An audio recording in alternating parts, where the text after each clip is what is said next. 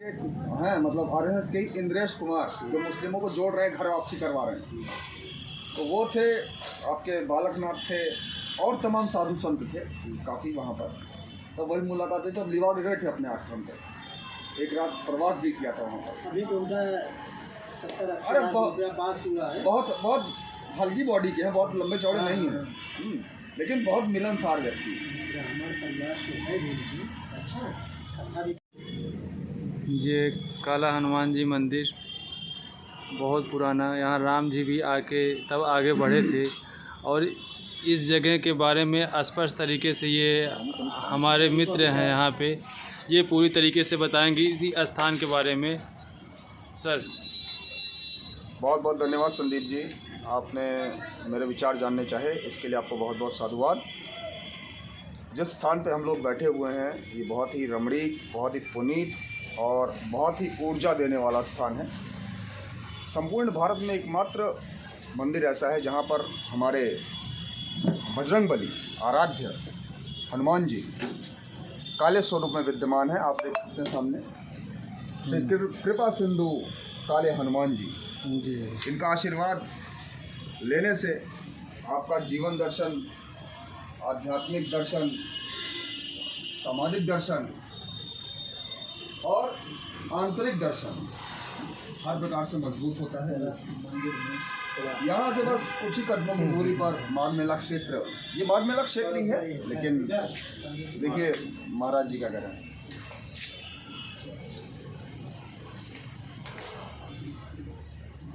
महाराज जी यहाँ पे आए हैं। महाराज भी इसकी पूरी शुरू से लेकर अंत तक इसमें मतलब क्या क्या है वो हनुमान है, सिद्धपीठ है, प्रयागराज में और कहीं पर नहीं है, यहाँ पर विराजमान है। जी मध्य प्रदेश में कहीं एक आध स्थान पे है, बाकी दक्षिण भारत में देखने को मिलेंगे।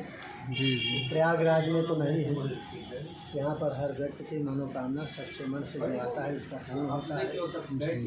हमने देखा, हम गए ऊपर वहाँ मेरा अधिकारी नहीं। जी पूछा हमने कहाँ है, कहना आप बस 2 मिनट लेट हुए, मेरा अधिकारी नहीं कर। बाकी लोग फिर अपना हो सकता कहीं रुके रुका है, फोन नंबर बात कर लीजिए।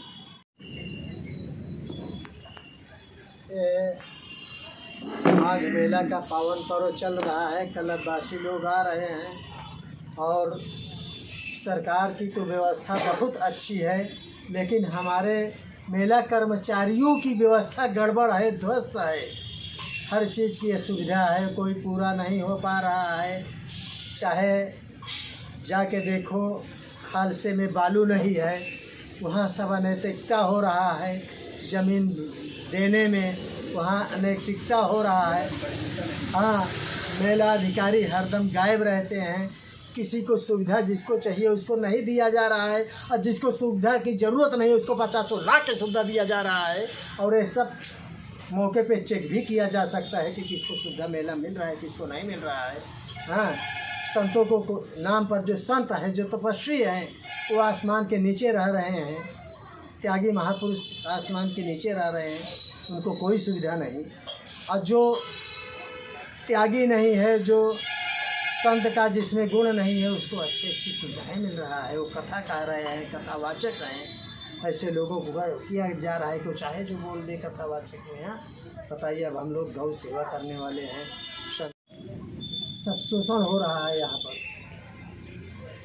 अब इसका किस स्तर पे चेकिंग हो, कौन करे?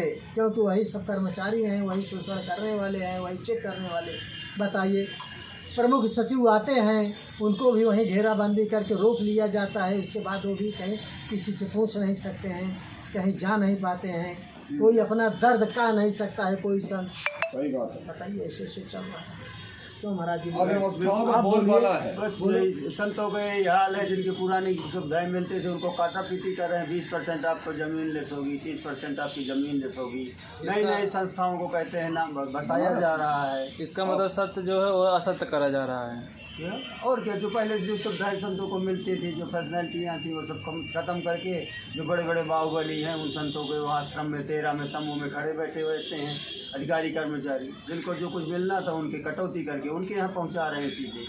इस प्रकार से पूजा करने वाले लोग जो सही सही हैं उनको स्थान नहीं मिल पा रहा है, और जो मतलब वैसे ये लोग आ रहे हैं उनको सारे स्थान बिजनेस का मिल रही है। हाँ, जो अपना अपने स्तर से जो कर रहे हैं उनको नहीं करने दिया जा रहा, जिनको जो सुविधाएं थी पहले से वो नहीं मिल मेरा पा इंटरव्यू रहा। यहाँ ले, मैं तो एक धारा इंटरव्यू दूंगा अभी। बस देखिए, अभी हम लोग तीर्थराज प्रयाग के पावन संगम तट पर माघ मेला क्षेत्र में हैं। अभी मैं अपने परम पूज्य आदरणीय महाराज जी के विश्राम स्थल काले हनुमान जी मंदिर पे हूँ, जहाँ की ये मुख्य कर्ता धर्ता है। आज हमने सुना कि हमारे प्रदेश के प्रमुख सचिव का औचक निरीक्षण था मेला क्षेत्र में। सुनने में आया है कि उनको रिसीव करने के लिए भारी भरकम लश्कर गया, सरकारी लाभ लश्कर। उसके बाद उनको ड्रॉप करने भी भारी भरकम सरकारी महकमा एयरपोर्ट पर पहुंचा है। औचक निरीक्षण अपने आप में, औचक का मतलब होता है शाब्दिक अर्थ अचानक। अचानक से अगर हम बोले तो औचक कहा जाता है। औचक निरीक्षण का अर्थ होता है कहीं पर भी बिना किसी को बताए पहुंच जाना। आप कोई चीज़ अगर आप निरीक्षण करनी है तो आप वहां जाके चेक कर सकते हैं, लेकिन यहाँ पर वहाँ से फ़ोन होगा, पूरा प्रोटोकॉल सेट किया जाएगा। उसके बाद निरीक्षण करने की बात, औचक निरीक्षण की बात तो छोड़ दीजिए, जहाँ निरीक्षण करना वहाँ पहले ही रातों रात उसको दुल्हन की तरह सजा दिया जाएगा।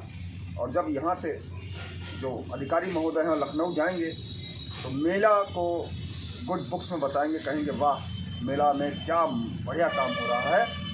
आम जनता वास्तव में यहाँ पर जिसको सुविधाएं नहीं मिलनी चाहिए उनको बढ़ चढ़ के सुविधाएं मिल रही हैं, और जो सुविधा के पात्र हैं, वास्तविक पात्र हैं, उनको सुविधाओं के नाम पर झुनझुना दिखाया जाता है मेला प्रशासन की तरफ से।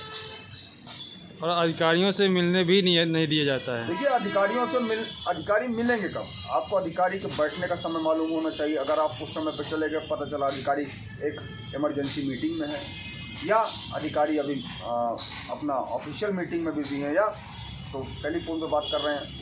आम इंसान वैसे भी सरकारी कार्यालयों में जाने से ही सकता है। ऐसे में आम इंसान का जो कैंप है मेला क्षेत्र में, वो निश्चित रूप से गंगा भरोसे ही रहता है।